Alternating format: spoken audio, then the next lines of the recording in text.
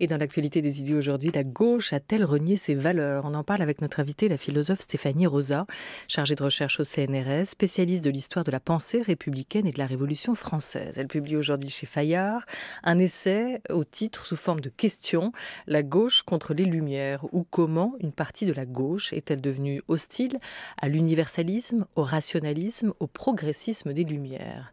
À noter que votre livre sera sous le feu des critiques samedi d'Avis critique de Raphaël Bourgois. Bonjour Stéphanie Rosa. Bonjour. Quel héritage des Lumières vous semble aujourd'hui si fragilisé? L'héritage des Lumières, il est fragilisé d'abord à travers l'Europe, évidemment par l'extrême droite, puisque aujourd'hui on a une remontée dans toute l'Europe des propos xénophobes et d'une manière plus générale une remise en cause d'un certain nombre de principes démocratiques au nom de la sécurité collective qui justifie un certain nombre de coups de boutoir contre les droits fondamentaux. Mais le problème, c'est que, cette poussée de l'extrême droite est paradoxalement fait pendant à, dans la gauche, et c'est mon problème, c'est le problème que j'ai développé dans ce livre, une partie de la gauche qui, pour des raisons différentes, mais pas forcément avec des arguments fondamentalement si différents que ça, remet en cause effectivement l'universalisme notamment, mais aussi le progressisme et même le rationalisme des Lumières. Voilà, c'est le triple héritage des Lumières que vous venez d'évoquer là et que vous déclinez effectivement dans cet essai avec ces trois parties, à savoir comment cet irrationalisme, comment ce mouvement contraire au progressisme et cet anti-universalisme pourrait-il être de gauche? J'emploie le conditionnel, vous pas. En tout cas, c'est la question que vous posez dans cet essai. Comment vous formuleriez aujourd'hui le projet humaniste, ce projet humaniste des Lumières? Alors c'est une vaste question que vous me posez, mais disons que, en tout cas d'un point de vue de gauche, je pense que ce qui a été retenu de l'héritage des Lumières par la gauche au XIXe siècle et au XXe siècle, et ce qui devrait l'être encore aujourd'hui par toute la gauche, me semble-t-il, c'est l'idée que les droits fondamentaux qui ont été proclamés pour la première fois en 1789, finalement, doivent faire l'objet non seulement d'un respect, mais doivent même être approfondis et élargis aux minorités qui, au départ, n'y avaient pas droit, aux minorités esclavagisées, colonisées, aux femmes, qui au début étaient exclus des droits civiques, et puis doivent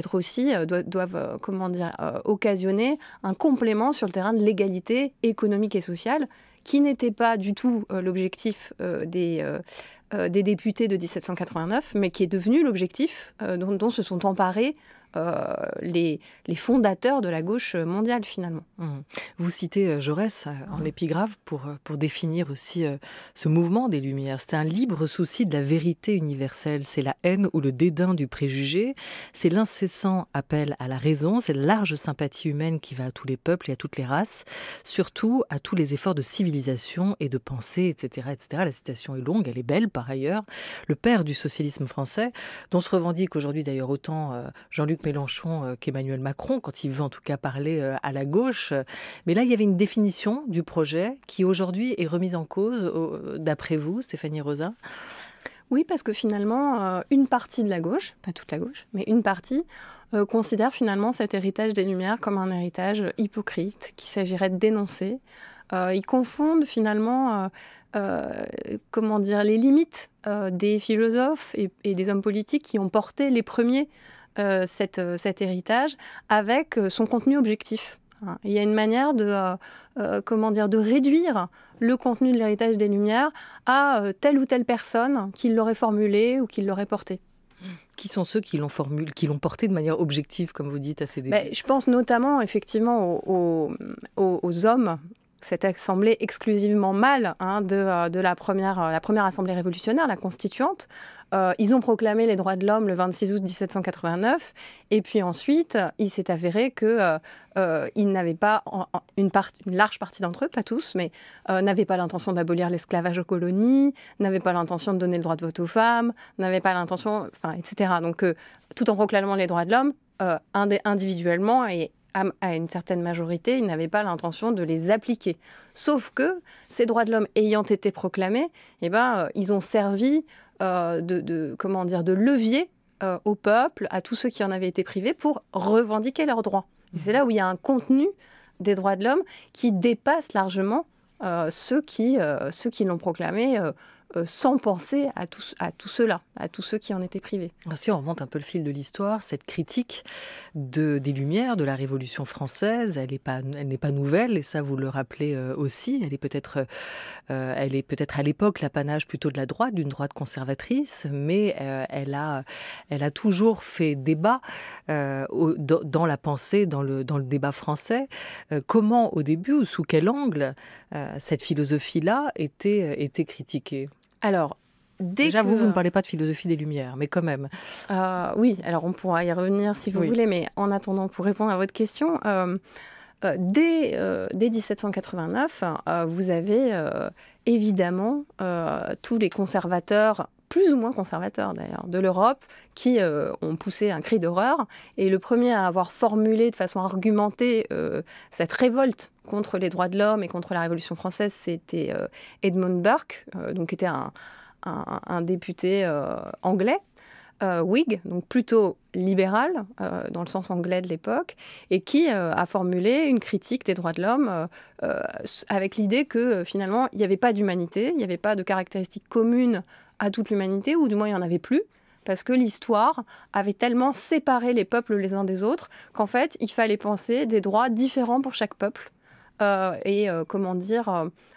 adaptés à l'histoire, à la coutume, et bien sûr aussi adaptés aux inégalités sociales et politiques qui devaient rester en place. C'est-à-dire que Burke, c'est vraiment l'expression la plus pure du conservatisme, puisque ce qu'il reproche aux Lumières et ce qu'il reproche aux droits de l'homme, c'est d'être comme un bâton de dynamite, qui fait tout sauter. Voilà. Et donc, cette critique, l'idée qu'il faut conserver les traditions, les coutumes, et y compris les traditions inégalitaires et oppressives de chaque peuple, sous peine de faire violence au corps social, c'est une critique qui est formulée très très tôt, dès 1790, et qui finalement fonde une tradition anti-Lumière, anti-Révolution française, qui court jusqu'à aujourd'hui dans la droite conservatrice et l'extrême droite. C'est cette autre histoire de la modernité qu'a aussi raconté l'historien israélien Zev Sternel, qui a fait la généalogie de ce courant, des anti-lumières, dans cet ouvrage ainsi nommé, et qui montre que ce n'est pas un fait nouveau. On va distinguer les particularismes ou les singularités de la critique actuelle, mais après cette première attaque, comment ce courant anti-lumière a-t-il évolué, ces arguments? Alors, effectivement, il y a une permanence, et puis il y a bien sûr des variations entre le 19e et le 20e siècle selon les pays. Un endroit où la tradition anti-lumière a bien pris, si j'ose dire, et où elle a produit énormément d'auteurs, de textes et d'arguments, c'est l'Allemagne, puisque l'Allemagne a assisté à la Révolution française, qui ensuite lui a, d'une certaine manière, déferlé dessus avec les invasions françaises, d'abord un peu révolutionnaires et puis beaucoup napoléoniennes. Et donc, s'est formée en Allemagne, toute une tradition qui a repris les arguments de Burke. Burke a été traduit et publié en Allemagne, et qui a donné... ça a donné le romantisme politique. Et puis, ça, d'autres l'ont dit avant moi, d'autres en ont fait la généalogie avant moi, mais c'est une tradition anti-lumière qui, en Allemagne, bien sûr, mutatis mutandis, et avec beaucoup d'étapes, etc., mais enfin, a alimenté l'idéologie nazie. Et puis en France, on a évidemment une tradition anti-lumière, Joseph de Maistre, des gens comme ça, qui, là aussi, ont ancré la tradition anti-lumière comme pendant de la tradition des Lumières jusqu'au XXe siècle en France. Oui, donc c'était toujours le pendant. Mais vous montrez aussi quand même dans les Lumières, dans ce mouvement, dans ce courant de pensée, l'histoire d'une pensée qui a toujours aussi accepté le clivage en son sein, qui n'a jamais été homogène aussi dans sa manière d'être formulée. Oui, alors c'est pour ça que, avec d'autres spécialistes du XVIIIe siècle, je pense qu'il faut remettre en cause l'idée qu'il y aurait une philosophie des Lumières. La philosophie des Lumières, elle est, dès le départ, autocritique, elle est polémique, c'est-à-dire que les philosophes débattent entre eux, discutent entre eux, ne sont pas d'accord sur tous les points, se remettent eux-mêmes en question d'ailleurs. Diderot en est l'exemple le plus frappant. Et puis, après la Révolution française, au sein de ce qu'on va dire du camp des héritiers des Lumières, il y a plusieurs branches qui se séparent les unes des autres. Évidemment, il y a la branche libérale qui se sépare de la branche socialiste au sens large. Ça comprend les communistes, les socialistes, les anarchistes. Et dans cette branche de gauche, on va dire, il y a des débats et il y a des critiques d'une partie de l'héritage des Lumières. C'est notamment, on pense à la critique marxiste de la Déclaration des droits de l'homme. Sauf que ce qu'on oublie trop souvent, c'est que Marx critique les droits de l'homme tout en disant que c'est un progrès. C'est-à-dire qu'il ne s'agit pas de rétrograder en deçà des droits de l'homme. Il s'agit de prendre appui sur les droits de l'homme qui sont un progrès. L'émancipation politique est un progrès. Marx le dit dans la question juive, pour, élargir, en fait, pour approfondir l'œuvre, disons, débutée en 1789. Alors qu'aujourd'hui, cette barrière saute pour vous ? Ah ben complètement. C'est-à-dire qu'aujourd'hui... Sur la question du progrès, c'est intéressant. C'est-à-dire qu'aujourd'hui, vous avez des gens dans le débat français qui sont classés à gauche, qui estiment que c'est l'universalisme lui-même, dans sa racine, qui doit être remis en question. Donc, un retour, sans forcément que ce soit ni conscient, ni voulu, bien sûr, mais un retour à l'idée selon laquelle il y aurait des peuples, des coutumes, des histoires absolument incommensurables les unes aux autres et qui ne pourraient pas être régis par le même type de droits fondamentaux. C'est le cas d'un Jean-Claude Michéa, notamment, que vous citez dans cet essai. Jean-Claude Michéa qui va émettre quand même une critique de cette idéologie du progrès, telle qu'on l'appelle. Je vous propose qu'on l'écoute. Il était d'ailleurs l'an passé l'invité aussi de la Grande Table à l'occasion de la sortie de son dernier essai.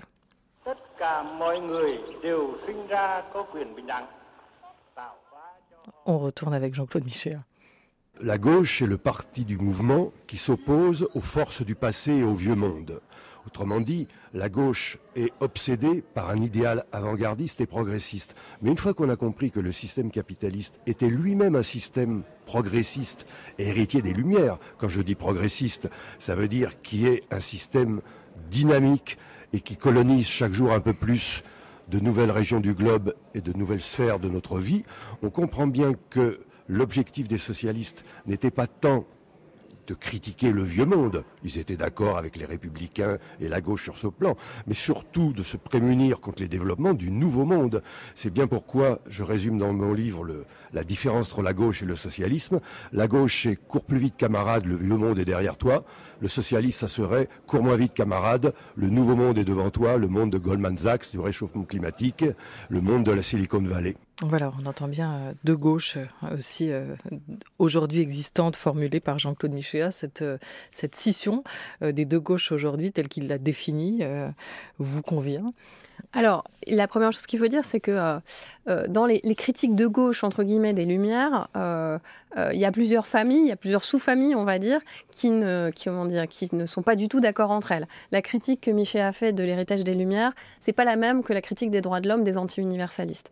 Lui, c'est une critique, en fait, c'est une critique du libéralisme. Sauf que Michéa réduit l'héritage des Lumières à celui, en quelque sorte, de nos cousins, les libéraux.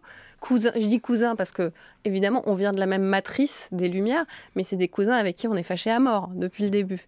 Bon, et le progressisme, dans ce sens, il ne faut pas confondre... Ne va pas toujours de pair avec le libéralisme ? Ben non, le progressisme d'Adam Smith, celui dont il parle, c'est le progressisme d'Adam Smith, c'est-à-dire l'idée que le progrès serait, d'une part, identique partout. Il y a 4 stades de développement chez Adam Smith par lesquels tous les peuples vont forcément passer. Donc il est inéluctable, il est mécanique et il est enraciné dans la nature humaine qui est d'en vouloir toujours plus. Et donc c'est un progrès qui est immédiatement un progrès quantitatif, un progrès dans la production de marchandises et dans la consommation de toujours plus de marchandises. D'accord, mais ça c'est Adam Smith. Mais il y a d'autres manière de concevoir le progrès dès le siècle des Lumières. Et je pense que le progressisme de ce que lui, il appelle le socialisme, que moi j'ai appelé la gauche, mais en fait là, pour le coup, on parle de la même chose, ça n'est pas un progrès qui est ni inéluctable, ni uniforme, ni uniquement quantitatif. Et que c'est un progrès qui peut être discuté démocratiquement pour savoir qu'est-ce qu'on veut et qu'est-ce qu'on ne veut pas. Alors, l'antiprogressisme peut-il être de gauche, pour reprendre votre question? Si par antiprogressisme, on entend ce qu'entend Michéa, c'est-à-dire un rejet en bloc du progrès, non, je ne pense pas. Parce que même Michéa serait obligé de reconnaître qu'on est bien pour que la situation s'améliore, y compris pour les plus défavorisés, pour que, je ne sais pas moi, les acquis médicaux dans les domaines de la santé, de l'hygiène, etc., s'élargissent à toujours plus de gens, plus de peuples dans le monde. Donc dans ce sens-là, non, on ne peut pas être anti-progressiste quand on est de gauche. Et dans quel sens oui? C'est-à-dire à quelles conditions peut-il l'être? Ce qui est certain, et ce que Michéa, à mon avis, dénonce à bon droit, c'est l'idée que le progrès passe forcément par l'accumulation quantitative toujours plus importante de biens, par l'augmentation toujours plus grande de richesses matérielles. Là, oui, effectivement, dans une époque comme la nôtre, où on se heurte aux limites de notre planète, aux limites naturelles de notre planète, il est bien évident qu'il faut un grand débat démocratique sur ce qu'on continue de produire, ce qu'on ne produit plus, comment on produit, etc. Dans ce sens-là, le contexte invite, il exige même un tel débat démocratique. Vous revenez notamment sur la question de la propriété aussi, dans ce procès qui est fait par des chercheurs, par des militants aujourd'hui aux Lumières, contre cet héritage des droits bourgeois. Qui a porté en premier ce discours-là, Stéphanie? Mais en fait, dès la Révolution française, l'idée que le droit de propriété est un droit naturel, donc un droit de l'homme, et qu'il ne peut souffrir aucune limite, a été critiquée par Robespierre, qui voulait un droit de propriété limité et qui rejetait l'idée avec Rousseau que le droit de propriété était un droit naturel. Et puis par la suite, avec encore plus de force, par le courant communiste naissant, enfin par Babeuf, puis évidemment par Marx, par les néo-babouvistes, l'idée que le droit de propriété n'était pas un droit de l'homme. Qu'il fallait c'est ce que Babeuf appelait un droit affreux, donc qu'il fallait abroger. Et aujourd'hui, un Thomas Piketty, pour vous, est l'enfant d'un Babeuf? Je dirais pas ça. Mais Thomas Piketty, met le doigt sur une chose que, en réalité, la tradition socialiste avait déjà dénoncée. L'idée que la Révolution française, qui est un élan quand même vers l'universalité des droits, vers le progrès, mais compris au sens large et pas seulement au sens étroit dont on parlait tout à l'heure, que cette Révolution française a en même temps consacré, en effet, les droits bourgeois de propriété privée, et qu'en ce sens, elle est évidemment la matrice de la société libérale dans laquelle on est aujourd'hui. Et il n'est pas le seul à porter cette idée-là aussi aujourd'hui. Non, mais je veux dire, je partage cette critique à titre personnel, donc oui, je suis d'accord. Invitée jusqu'à 13h30, la philosophe Stéphanie Rosa, à l'occasion de la parution de son essai « La gauche contre les Lumières ». Il y a un point d'interrogation et c'est chez Fayard. France Culture, il est 13h14. France Culture, la grande table, Olivia Gesbert. Cet héritage, Stéphanie Rosa, pourquoi serait-il intouchable aujourd'hui? Ce qui prévalait au XVIIIe siècle ne peut-il être réévalué d'une certaine manière au XXIe siècle? Vous pointez ces chercheurs, ces militants qui aujourd'hui questionnent à leur manière cet héritage des Lumières, qui centrent aussi leur analyse sur les questions d'identité et de domination sociale, raciale, sexuelle. Quel procès, eux, font-ils aux Lumières qui vous questionnent ? Alors, pour commencer, je tiens à dire que le débat est toujours légitime tant qu'il reste dans des limites, dans les limites de la bienséance, d'une part, et d'autre part, en ce qui concerne la gauche, dans les limites d'une certaine fraternité.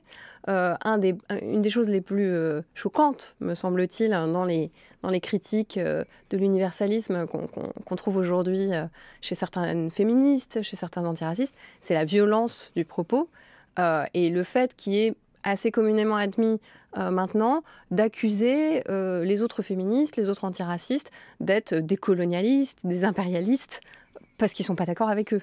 Là, c'est un premier problème que je pointe. On ne peut pas engager un débat démocratique,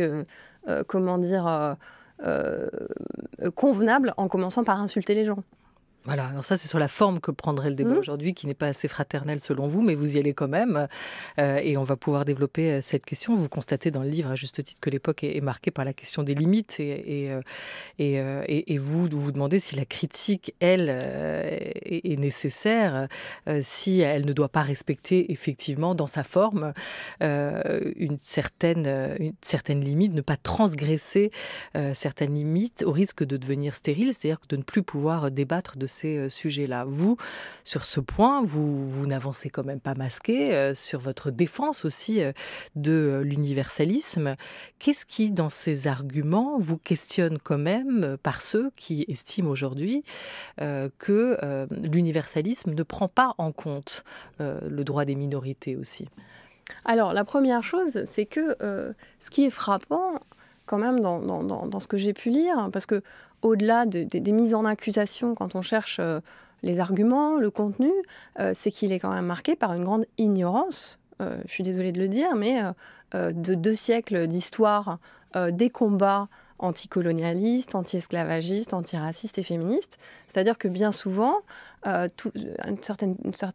grande quantité d'auteurs de ce champ, on va dire, ne savent tout simplement pas que leurs critiques ont été formulées il y a déjà un siècle par des gens dans le mouvement socialiste européen que des liens ont été établis avec les mouvements anticolonialistes et anti-esclavagistes non européens. Donc pour une part, les critiques qu'ils font ont déjà été faites dans un cadre universaliste. Alors pour appuyer ça, on peut peut-être repartir avec vous au Vietnam, pour le discours d'indépendance prononcé par Ho Chi Minh. C'était à Hanoï et c'était le 2 septembre 1945. Tất cả mọi người đều sinh ra có quyền bình đẳng, tạo hóa cho họ những quyền không ai có thể xâm phạm được. Tous les hommes naissent égaux. Le Créateur nous a donné des droits inviolables, le droit d'être libre et le droit de réaliser notre bonheur. Trong những quyền ấy, Cette parole immortelle est tirée de la Déclaration d'indépendance des États-Unis d'Amérique en 1776. lời bất hủ ấy ở trong bản tuyên ngôn La Déclaration des droits de l'homme et du citoyen de la Révolution française proclame également « Les hommes naissent et demeurent libres et égaux en droit ». Ce sont là des vérités indéniables. Et pourtant, pendant plus de 80 années, les colonialistes français, abusant du drapeau de la liberté, de l'égalité, de la fraternité, ont violé notre terre et opprimé nos compatriotes. Voilà, c'est ce que vous dites, Stéphanie Rosa. Les luttes féministes anticoloniales se sont pendant longtemps réclamées de cet héritage. On l'entend là avec ce discours d'indépendance prononcé par Ho Chi Minh en 1945, qui s'appuie à la fois sur la déclaration d'indépendance américaine et sur la déclaration des droits de l'homme française. Hein. C'est ça. C'est-à-dire que, pour se libérer de la tutelle coloniale, les anticolonialistes qui ont chassé les impérialistes de leur pays n'ont pas attendu les post-coloniaux et n'ont pas attendu qu'ils produisent cette critique extrêmement aigre de l'universalisme. Au contraire, ils se sont appuyés sur l'universalisme des Lumières pour le retourner contre les colonisateurs et pour dénoncer l'hypocrisie des colonisateurs. Alors que s'est-il passé entre 1945 et aujourd'hui ? Or que l'universalisme tel qu'il était aussi utilisé, tel qu'il appuyait aussi à ce moment-là les déclarations d'indépendance, puisse être considéré comme réducteur et empêcheur. Mais, paradoxalement, ce qui s'est passé, d'abord, sur le plan théorique, c'est qu'il y a eu un changement de paradigme en Occident. C'est-à-dire que la première chose qui saute aux yeux et qui, malheureusement, semble, échapper à plein de gens dans ce genre de débat, c'est que la critique de l'universalisme, du progressisme et du rationalisme des Lumières, mais en fait, elle vient d'Europe.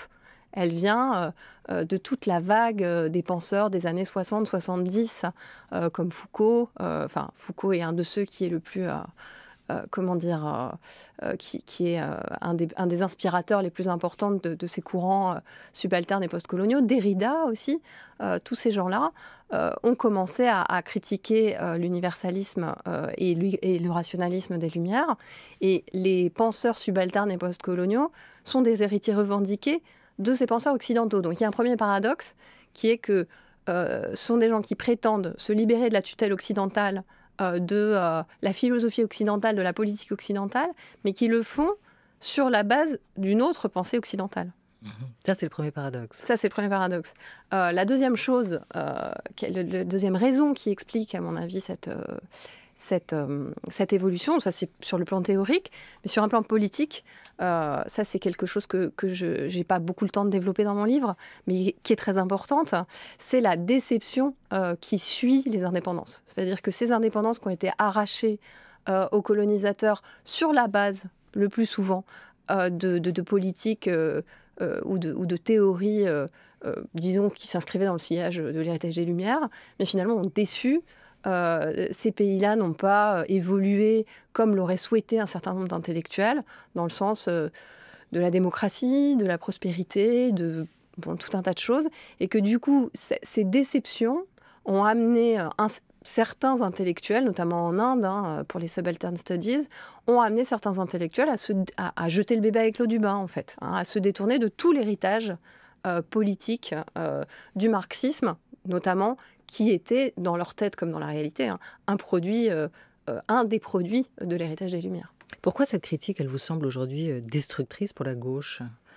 Elle est destructrice pour la gauche. Alors là aussi, il y a plusieurs raisons, mais la raison qui me semble principale, c'est que tous ces intellectuels, en cherchant une plus grande radicalité, finalement, sont allés puiser dans le vieux fond conservateur. C'est-à-dire que, contrairement à ce qu'ils prétendent, leur pensée ou le contenu essentiel de leurs arguments n'a rien de nouveau. Ils se trouvent déjà dans la pensée conservatrice. Et depuis quelques années, il y a eu des progrès dans la recherche qui m'ont permis d'écrire ce que j'ai écrit, qui montrent notamment comment cette pensée conservatrice elle est arrivée aux postcoloniaux via Nietzsche et Heidegger. Essentiellement, qui sont quand même pas ce qu'on peut appeler des penseurs de gauche, quoi. Oui, vous racontez l'influence d'Heidegger, notamment dans l'après-guerre. L'influence dévastatrice, de Heidegger. Pourquoi dévastatrice ? Dévastatrice parce que on sait maintenant. Il y a eu des recherches entreprises, notamment par un collègue comme Emmanuel Faye, et puis les chercheurs qui travaillent avec lui, qui ont établi depuis maintenant une quinzaine d'années que Heidegger n'était pas un adhérent lambda du parti nazi et par ailleurs un grand philosophe, comme l'ont prétendu un certain nombre de gens, mais un nazi enragé qui, dans sa philosophie, dans ses textes, suivait une stratégie politique. Et que rien n'est gratuit dans la pensée de Heidegger, tout est, sous-tendu par un projet politique. Et ce projet politique, qui passait par le cryptage d'un certain nombre de thèmes, finalement, il est passé par Derrida, par Foucault, par un certain nombre d'auteurs, chez les postcoloniaux. Et aujourd'hui, ce qui me gêne dans le débat, c'est qu'aujourd'hui qu'on sait quand même tout ça, il n'y a pas de retour critique. C'est-à-dire qu'on ne s'interroge pas chez ces auteurs-là, il n'y a pas d'interrogation. Pourquoi est-ce que Heidegger, dont on sait maintenant toutes les arrière-pensées, est-ce que c'est pas un peu problématique pour des gens de gauche et voire de gauche radicale d'aller chercher des arguments chez lui? Oui, mais c'est intéressant parce que il y a à la fois ces figures un peu épouvantail que vous mettez en avant, comme Heidegger pour vous, aujourd'hui, qui ne revient pas quand même dans tous les argumentaires ou tous les discours de cette gauche que vous pointez du doigt, qui peut être aussi dépassé cet héritage-là. Il y a ces emprunts qui vous semblent disqualifiants au courant conservateur, mais ça ne dit pas toujours aujourd'hui pourquoi ce débat qui vit au sein de la gauche aujourd'hui ne peut pas nourrir cette pensée-là, et en quoi cette critique de l'universalisme vous semble destructrice, voire autodestructrice pour la gauche? Tout simplement, enfin, comment dire, dans un premier temps, il faudrait que les post-coloniaux ou les auteurs dont je parle dans le livre fassent la démonstration que leurs propres arguments apportent un surcroît je ne sais pas, renforce la gauche, renforce le combat. Ce qu'on peut constater, c'est une première constatation évidente, c'est que l'agressivité dont ils font preuve a plutôt tendance à nous épuiser dans des luttes fratricides, à nous insulter entre nous, qu'à lutter contre le racisme, contre le machisme. C'est-à-dire qu'un des aspects les plus évidents, les livres qui sont sortis récemment, la cible principale, c'est ce qu'ils appellent le féminisme blanc, l'antiracisme blanc. Donc la cible principale, c'est le reste de la gauche. Donc une première chose quand même évidente, c'est qu'il faudrait qu'ils fassent la démonstration qu'avec leurs idées, on est plus efficace dans la lutte contre le racisme. Jusque-là, du côté d'Ho Chi Minh, du côté de Nehru, on a à leur actif, hein, on a des décolonisations, on a des impérialistes qui sont effectivement chassés, on a des législations antiracistes qui ont été promulguées dans un certain nombre de pays. Qu'est-ce qu'il y a à l'actif des postcoloniaux? Rien du tout. Hein. Il n'y a pas de victoire dont ils puissent se prévaloir. Donc, l'universalisme, j'ai envie de dire, d'un point de vue historique, il a fait ses preuves. Bah oui. On ne peut pas en dire autant des postcoloniaux. Est-ce qu'il fait encore ses preuves aujourd'hui? Écoutez, le problème, c'est que aujourd'hui, on est dans une situation où les idées progressistes, les idées de gauche d'une manière générale, les idées d'égalité sociale, elles sont plutôt en position défensive. Donc j'ai envie de dire que, oui, de toute façon, aujourd'hui, il y a peu de victoires qui sont remportées, mais je ferai simplement ce constat que les progrès quand même qu'on a observés ces dernières années, par exemple dans le sillage de MeToo, c'était pas du tout sur le terrain du féminisme, je veux dire, c'était pas du tout sur la base justement d'une quelconque distinction entre les races, entre les blancs et les non-blancs, etc. Ça a été sur des terrains justement universels, hein, de problèmes qui justement transcendaient les races. Stéphanie Rosa, vous signez là chez Fayard La gauche contre les Lumières avec un point d'interrogation, et j'ai vu prochain livre apparaître, Lumière de la gauche aux éditions de la Sorbonne. Ce sera quoi, une suite ou un préquel? C'est plutôt un précédent, c'est-à-dire que ce que je montre dans le livre qui est à paraître, c'est l'histoire, la manière dont justement les penseurs, le mouvement ouvrier, les grands penseurs de la gauche socialiste, communiste, anarchiste ont au contraire entretenu un rapport toujours critique, mais globalement de filiation dialectique. J'appelle ça une dialectique des Lumières. Je ne suis pas la première à utiliser cette expression-là, mais un rapport dialectique avec l'héritage des Lumières qui justement n'était pas un rapport de rupture. Voilà, et là on parle d'héritage, les Lumières doivent aussi rester la boussole pour l'avenir, l'universalisme, la raison, le progrès, c'est une juste boussole pour la gauche demain. Je dirais que ça doit rester un cadre, parce que quand on sort de l'universalisme, quand on sort du progressisme, avec toutes les limites qu'on peut, avec les distinctions qu'il faut faire, bien sûr, hein, je ne suis pas en train de dire qu'il faut reprendre le progressisme tel qu'il a été formulé dans je sais pas moi, dans le cours du XXe siècle, dans les pays de l'Est, par exemple. Hein. Donc, bien sûr qu'il faut, exercer un droit d'inventaire, il faut être autocritique. Mais je pense que ça reste des limites nécessaires. oui, au débat à gauche. Et c'est posé. Merci beaucoup à vous, Stéphanie Rosa. La gauche contre les Lumières vient de paraître chez Fayard. Un grand merci à toute l'équipe de la Grande Table. À Jean-Christophe Brianchon, Bruno Barada pour la Grande Table des idées avec Laura Dutèche-Pérez. À Oriane Delacroix pour la Grande Table Culture avec Henri Leblanc. Merci à Sophie Marty et à François Bréhus pour leur aide précieuse. À la réalisation aujourd'hui, c'était Gilles Blanchard avec Jordan Fuentes. À la vidéo, Florent Bujon et Morgane Danan. Très bel après-midi à tous sur France Culture. Je vous dis à demain. Merci.